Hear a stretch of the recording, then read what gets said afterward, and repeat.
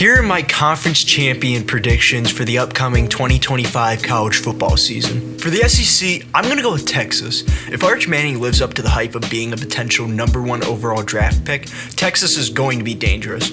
I know there are some questions about their O-line, but personally, I'm not too worried about that. They have playmakers at running back in Quintravion Wisner, who had 1,000 rushing yards last season, and CJ Baxter, who will be healthy this season, and they have a great wide receiver in Ryan Wingo. The defense should be elite again with stars like Anthony Hill, Colin Simmons, and you got guys in the secondary like Jalen Gullabo, Malik Muhammad, Michael Taft, plus transfers like Travis Shaw and Hero Kanu who can make a big impact. I really like this team. Yeah, they got a few tough games against Ohio State and Georgia, but outside of that, the schedule is very manageable. Even in a tough conference with the likes of Alabama, Georgia, LSU, Florida, and South Carolina, I fully expect Texas to win the SEC. For the ACC, I'm not going to sugarcoat it. I'm going with Clemson. They returned 86% of their starters on offense and 75% on defense. They had the most returning production in college football. Cade Klubnik should be a Heisman candidate, maybe even a finalist in 2025. You have arguably a top 5 receiving core with the likes of Antonio Williams, TJ Moore, and Brian Wesco, who altogether combined for 2,263 receiving yards and 21 total receiving touchdowns. I believe they have the most complete roster in college football, at least top 3.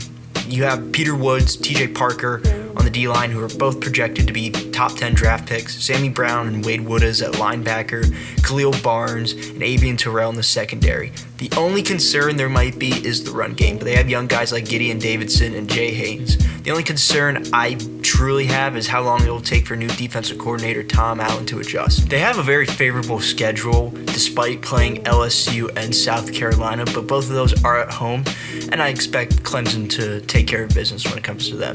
Even with the ACC being better this year than in recent years, there's still no match for Clemson. For the Big Ten, I'm going to stick with Ohio State. After winning the national championship last year, they look to repeat. While they did lose a ton of talent to the NFL last year, they still have the 2 best players in college football in Caleb Downs and Jeremiah Smith returning to them.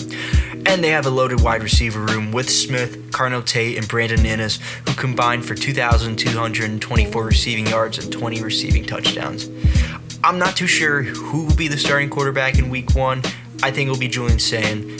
Defense should be good again, and with having stars like Downs, Sonny Styles, and Jermaine Matthews Jr.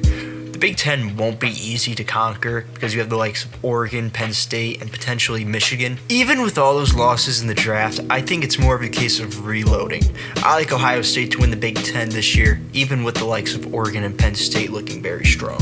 For the Big 12, I'm actually going to go with Baylor for this one. Now, that may sound odd that I have Baylor winning the Big 12, but right now they're currently tied for first on FanDuel with Kansas State, Arizona State, and Texas Tech. They're 11th in the nation when it comes to returning production. They returned 72% of their offense from last season, which averaged 34 points, 440 yards per game, which was a top 20 unit last season. Sawyer Robertson returns after passing for 3,000 yards and 28 total touchdowns to only 8 interceptions.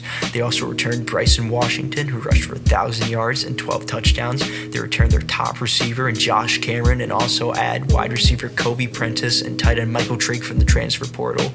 Keaton Thomas returns at linebacker after having a great season, as well as Jackie Marshall on the D-line. And so do defensive backs Devin Bobby. Both had 3 interceptions last season. They also add transfers Marion Winston from Oregon, Matthew Fobbs-White from Tulane, and Travion Barnes, who's coming off a 129 tackle with 3 sack, 11 tackle for lost season at FIU. If they can run the ball efficiently and consistently, they're going to be dangerous. I truly believe Baylor can hang with any of the top offenses in the Big 12. It's just up for Sawyer Robertson to take that big leap.